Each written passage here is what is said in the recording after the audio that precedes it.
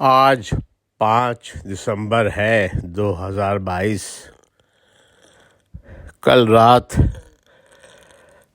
جب block number سے گھنٹی بجی تو کلیجہ منہ کو آ گیا۔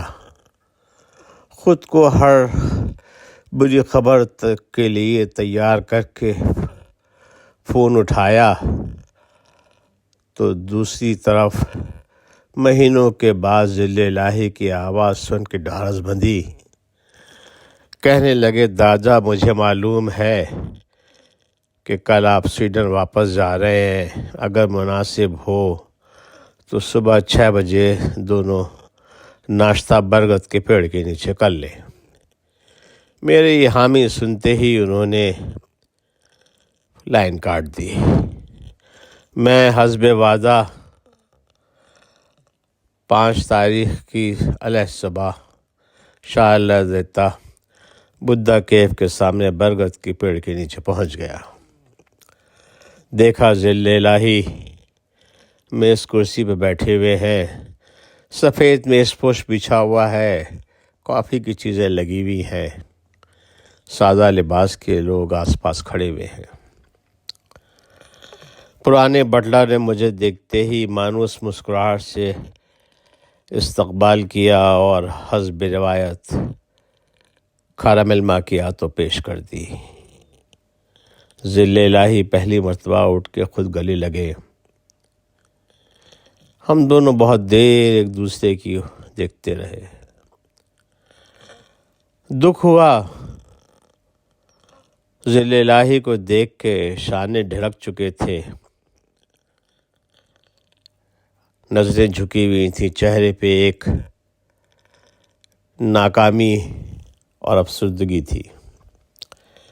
میں نے کہا، حضور عالی آپ نے ریٹائرمنٹ کیوں لے لیا؟ کہنے لگے، دادا تخت کے جب دوسرے پائے آپ سے اونچے ہو جائیں تو تخت کو چھوڑ دینا چاہیے۔ یا تو خاموش رہنا کا آپشن تھا یا حکم دینے کا آپشن تھا۔ بس میں نے خاموشی رہنا مناسب سمجھا۔ میں نے کہا، ذل الہی یہ کیا کیا آپ نے؟ 1 سال نے ملک کو کہاں سے کہاں پہنچا دیا۔ کہنے لگے، دادا میں آپ سے اور قوم سے شرمندہ ہوں، ہم سب شرمندہ ہیں۔ 2 سال پہلے آغاز تو کچھ اور سوچ کے کیا تھا، کپتان بھی ناکام ہو چکا تھا اور ہمیں نظر آ رہا تھا کہ یہ اگلا الیکشن جیتے گا نہیں، جس کا مطلب نون لیگ اور پیپلز پارٹی کی حکومت ہے، جس کے لیے ہم تیار نہیں تھے۔ پھر کپتان کی فیض کے معاملے میں ضد بھی قابل معافی نہیں تھی۔ اس کے علاوہ آپ کو معلوم ہی ہے ایف ٹیپ کی تلوار بھی لٹکے ہوئی تھی ہمارے سر پر۔ پھر یہ بھی آپ کو معلوم ہے کہ ہمارا انفراسٹرکچر ابھی بھی امریکن ایکوپمنٹ بیسڈ ہے، اسپیئر پارٹس کی سپلائی نہیں مل رہی تھی امریکہ سے۔ بیلنس ضروری تھا امریکن اور چین کی پالیسیز میں۔ پھر ان کو مانیٹرنگ کے لیے اڈے چاہیے تھے جو کپتان دینے پہ تیار نہیں تھا۔ اس کے علاوہ چین بھی ہاتھ روکے ہوا تھا۔ آپ کو پتہ ہے وہ دوست سچا ہے لیکن فیاض نہیں ہے۔ جہاں تک سعودیوں کی بات ہے، ان میں اور یہودیوں میں کوئی فرق نہیں ہے، کرتے تو کیا نہیں کرتے۔ سوچا تو یہ تھا دادا کہ کچھ عرصے کے لیے کمپنی گورنمنٹ بنا دیں گے تو ہم کپتان کو بھی دوسری زندگی مل جائے گی اور یہ سارے معاملات بھی سلجھ جائیں گے۔ لیکن آدمی اپنی سوچتا ہے اور اللہ میاں اپنی۔ اس میں کوئی شک نہیں کہ ہم قطعی ناکام ہو گئے اور ہم سے بڑی 2 چھوٹی اور 1 بہت بڑی غلطی ہو گئی۔ میں نے کہا ذل الہی چھوٹی غلطیاں کون سی؟ کہنے لگا دادا ایک تو ہم سے بڑی غلطی یہ ہو گئی کہ ہم کو کمپنی گورنمنٹ کو نہیں حکومت دینا چاہیے تھی۔ ہمیں اندازہ نہیں تھا کہ وہ اتنے لالچی اور انکمپیٹنٹ ثابت ہوں گے اس تھوڑے عرصے میں، اور جلد بازی کی انتہا کو پہنچ جائیں گے۔ میں نے کہا دوسری غلطی؟ کہنے لگے دادا ہم نے پبلک کے ریئیکشن کو انڈر اسٹیمیٹ کیا۔ ہمیں یہ اندازہ نہیں تھا کہ اگر ہم ٹیکنوکریٹ گورنمنٹ کی بجائے کمپنی گورنمنٹ کو لے کے آئیں گے تو پبلک کی سپورٹ کپتان کے لیے اتنی بڑھ جائے گی، جس کا کہ کپتان نے بھرپور فائدہ اٹھایا۔ میں نے کہا بڑی غلطی ذل الہی؟ کہنے لگے دادا جج اور جنرل بھی انسان ہوتے ہیں، میپنگ کی غلطی ہو گئی حاجی کی، ہمیں یہ سب کرنے سے پہلے اپنا سپہ سالار بدلنا چاہیے تھا۔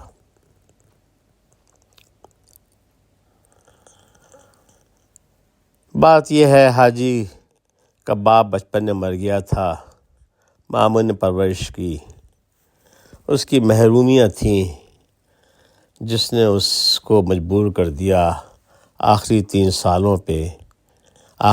سالوں میں جو کہ ان کاموں کے لیے جو کہ اس کو نہیں کرنا چاہیے تھے، جس کی وجہ سے حالات اتنے بگڑ گئے۔ لالچ اور ضد نے اسے بڑا مجبور کر دیا۔ میں نے کہا وہ تو ٹھیک ہے ذل الہی، لیکن اتنی گندگی، اتنی غلاظت، اتنا وحشیانہ پن، ویڈیوز۔ کہنے لگے دادا آپ کی بات ٹھیک ہے لیکن کیا کریں، اگر سپہ سالار نالائق ہو تو کپتان بھی بریگیڈیئر بن جاتے ہیں، خاص طور پہ اگر ان کی ویڈیوز بنی ہوئی ہوں۔ میں نے کہا ذل الہی اب کیا ہوگا؟ اور اگر یہ سب حالات ہوئے تھے تو آپ نے ہٹایا کیوں نہیں سپہ سالار کو؟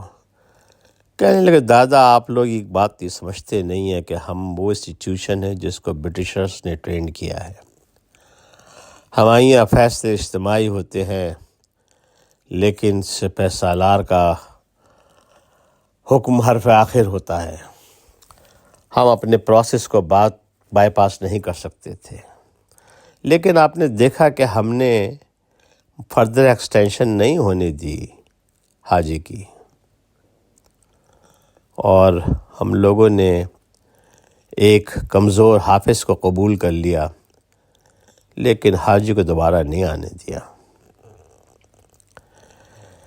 میں نے کہا حضور اب کیا ہوگا؟ کہنے لگے کچھ پتہ نہیں دادا، بہت بڑا میس ہے اس وقت۔ حکومت ایک ایسا انگار ہے جس پہ کوئی ہتھیلی پلی میں لینے کو تیار نہیں ہے۔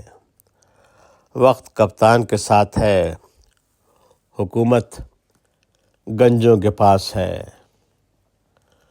اور سائیں بیٹی کی ضد پہ اڑا ہوا ہے۔ کچھ سمجھ میں نہیں آ رہا کہ کیا ہوگا۔ حافظ جی کوشش تو کر رہے ہیں آہستہ آہستہ اپنے آپ کو استوار کرنے کے لیے، لیکن آپ کو معلوم ہے وقت لگتا ہے چیزوں میں۔ ہم لوگ بھی بڑھ گئے ہیں، لہٰذا وقت لگے گا۔ پھر ہمارے ساتھ مسئلہ یہ ہے کہ ہم ایک دوسرے کو بائی پاس بھی نہیں کر سکتے، ایک دوسرے پہ الزام بھی نہیں دھر سکتے، ایک دوسرے کو سزا بھی نہیں دے سکتے۔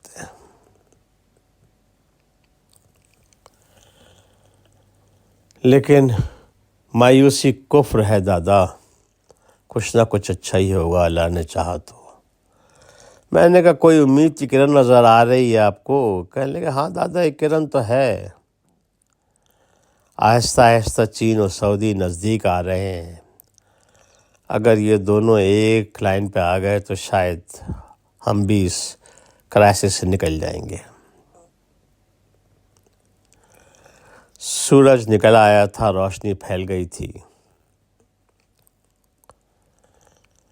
میں نے اجازت لینا مناسب سمجھا۔ وقت رخصت ہم دونوں کی آنکھیں بھیگ گئیں۔ میں نے کہا ذل الہی سویڈن سے فون کر سکتا ہوں آپ کو؟ کہنے لگے صرف سگنل پہ۔ یہ سن کے میرا چہرہ تاریک ہو گیا۔ میں مڑ کے واپس جانے لگا، پلٹ کے دیکھا تو وہ بھی مجھے دور سے دیکھ رہے تھے۔ خدا حافظ نعمان۔